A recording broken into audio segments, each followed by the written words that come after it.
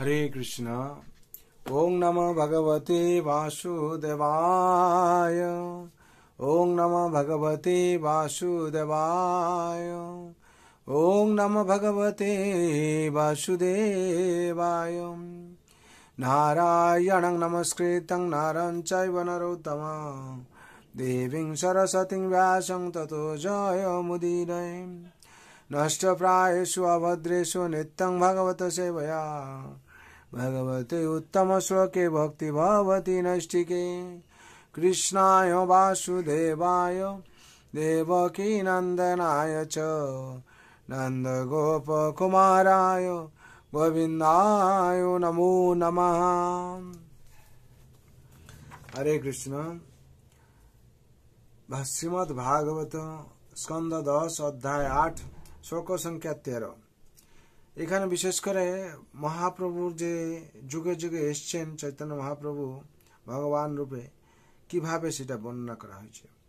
आसन वर्णास्त्रयो हास्य गृह्णतो नुजगं तनुं शक्लो रक्तस्तथा पीतम् इदानीं कृष्णतागतम्।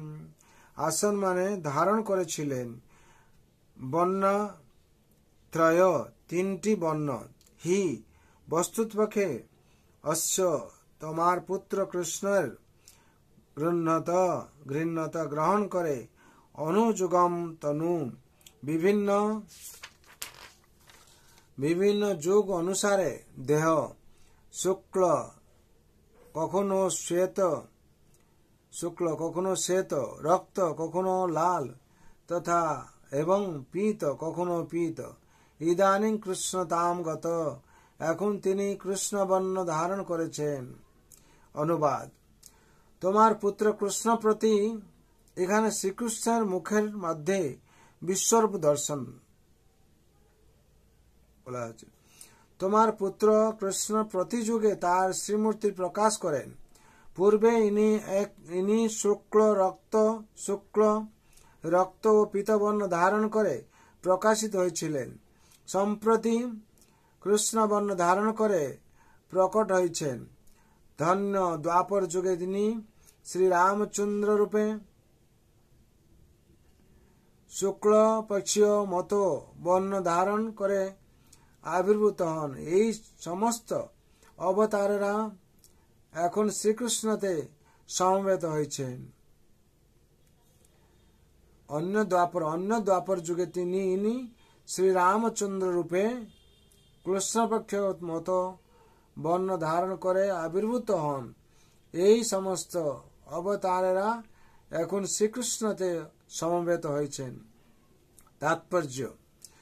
গর্গমুনি ভগবান শ্রীকৃষ্ণের স্থিতি আংশিকভাবে গোপন রেখে এবং আংশিকভাবে ব্যক্ত করে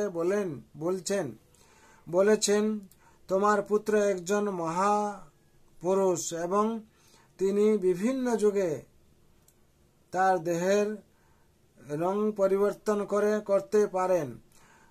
গৃহ্ণক্ত শব্দটি ইঙ্গিত করে যে শ্রীকৃষ্ণ তার ইচ্ছা অনুসারে আচরণ করতে পারেন, অর্থাৎ তিনি হচ্ছেন স্বয়ং ভগবান এবং তাই তিনি তার যা ইচ্ছা তাই করতে পারেন।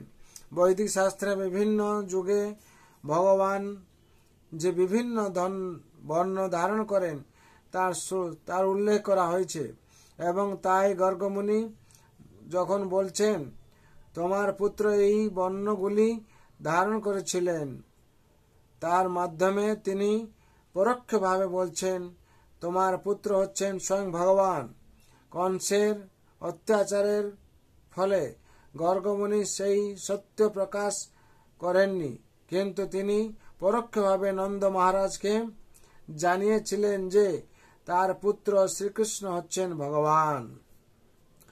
এই প্রসঙ্গে দ্রষ্টব্য যে শ্রীল জীব গোস্বামী তার ক্রম সন্দর্ভে এই শ্লোকের তাৎপর্য বিশ্লেষণ করেছেন। প্রতি যুগে শ্রীকৃষ্ণ শ্বেত রক্ত বা পীতবর্ণ ধারণ করে প্রকাশিত হন, কিন্তু এখন তিনি স্বয়ং তার আদি কৃষ্ণ স্বরূপে প্রকট হয়েছেন এবং গর্গমুনির ভবিষ্যবাণী অনুসারে নারায়ণ রূপে তার শক্তি প্রদর্শন করছেন। যেহেতু এই রূপে ভগবান নিজেকে পূর্ণ রূপে প্রদর্শন করেন, তাই তার নাম শ্রীকৃষ্ণ, সর্ব আকর্ষক। প্রকৃতপক্ষে শ্রীকৃষ্ণই হচ্ছেন সমস্ত অবতারের অবতারী, এবং তাই বিভিন্ন অবতারের বিভিন্ন রূপ কৃষ্ণতে বর্তমান। শ্রীকৃষ্ণ যখন অবতরণ করেন, তখন অন্য সমস্ত অবতারদের সমস্ত রূপ তার মধ্যে বিরাজমান।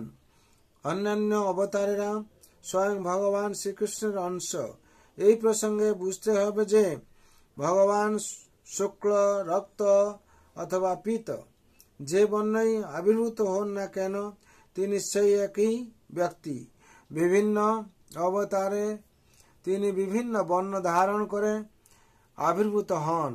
ঠিক যেমন সূর্য কিরণে 7টি রঙ রয়েছে, কখনো কখনো এই রং পৃথক পৃথক ভাবে প্রকট হয়, অথবা সূর্য কিরণ প্রধানত উজ্জ্বল আলোক রূপে প্রকাশিত হয়। সমন্বয়ের অবতার, মনন্তর অবতার, লীলা অবতার আদি বিভিন্ন অবতারেরা সকলেই শ্রীকৃষ্ণ অন্তর্ভুক্ত রয়েছেন। শ্রীকৃষ্ণ যখন আবির্ভূত হন, তখন সমস্ত অবতাররাও তার সঙ্গে আবির্ভূত হন। সেই কথা শ্রীমদ্ ভাগবতে 1:3-26 বর্ণিত হয়েছে। অবতার হংসক্ষয় হরে সত্য নির্ধেজিতাম যথা বিদানিয়ন শ্রীনঙ্কুল্যম সরসু সহস্রশ। নিরন্তর জল প্রবাহের মতো অবতারেরা সতত প্রকাশিত হয়েছেন। প্রবহমান নদীর জলে যে কত ঢেউ রয়েছে তা যেমন কেউ গণনা করতে পারে না, তেমনি অসংখ্য অবতার রয়েছেন। এই সমস্ত অবতারদের উৎস হচ্ছেন শ্রীকৃষ্ণ। তাই সমস্ত অবতারেরা তার মধ্যে বিরাজমান। শ্রীকৃষ্ণ হচ্ছেন অংশী এবং অন্যরা হচ্ছেন শ্রীকৃষ্ণের অংশ। আমরা সহ সমস্ত জীবেরা তার অংশ। মহাবাঞ্ছ জীবলোকে জীবভূত সনাতন। এই সমস্ত অংশ বিভিন্ন পরিমাণের অতি ক্ষুদ্র অংশ, মানুষ এবং দেবতা, বিষ্ণুদত্ত ও অন্যান্য সমস্ত জীবেরা ভগবানের অংশ। নিত্য নিত্যানাং চেতনানাম। কঠোপনিষদ 2:2-13 শ্রীকৃষ্ণ বল সমস্ত অবতারের পরম উৎস, এবং তাই শ্রীকৃষ্ণ যখন উপস্থিত থাকেন, তখন সমস্ত অবতারেরাও তার সাথে থাকেন। শ্রীমদ্ ভাগবতের 11 স্কন্ধে ক্রম অনুসারে প্রতিটি যুগের অবতারদের বর্ণনা করা হয়েছে। শ্রীমদ্ ভাগবতে বলা হয়েছে, কৃতে শুক্ল চতুর্বাহ, ত্রেতয়াং রক্তবর্ণ দ্বাপরে ভগবান শ্যাম এবং কৃষ্ণবর্ণ তৃষা কৃষ্ণম।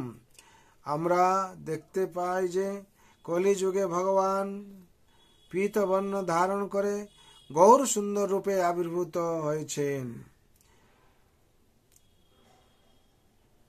দ্বাপরে ভগবান শ্যাম এবং কৃষ্ণবর্ণ তৃষ্ণা কৃষ্ণম।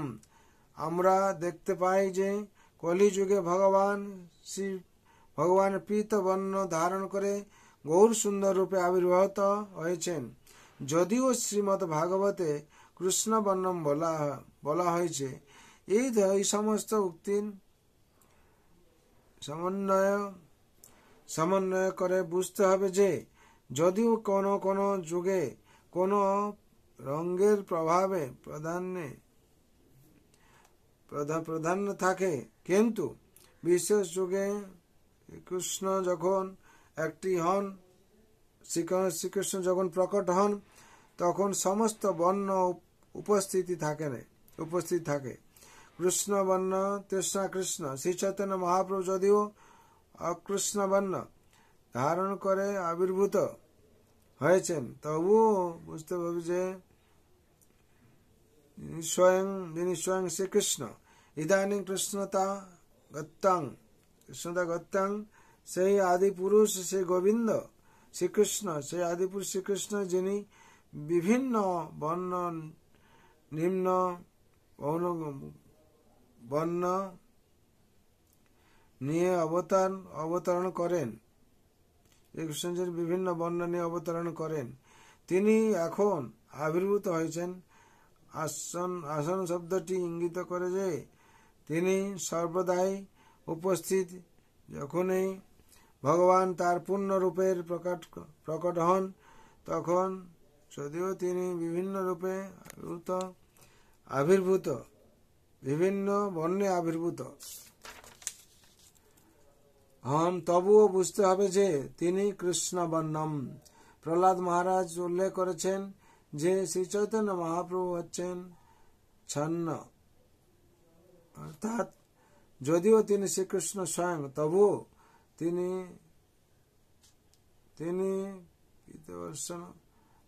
পিতামাতা, তিনি পিতবর্ণের দ্বারা তার স্বরূপ আবৃত করে আবির্ভূত হয়েছেন।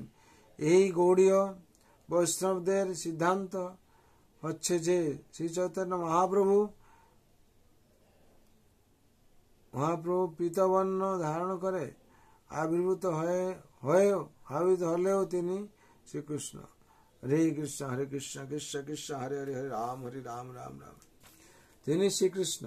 কৃষ্ণ বর্ণং তৃষ্ণা কৃষ্ণং সাঙ্গপাঙ্গস্তু পার্শ্বদম যজ্ঞ সংকীর্তন প্রায় সোমেধস্তি।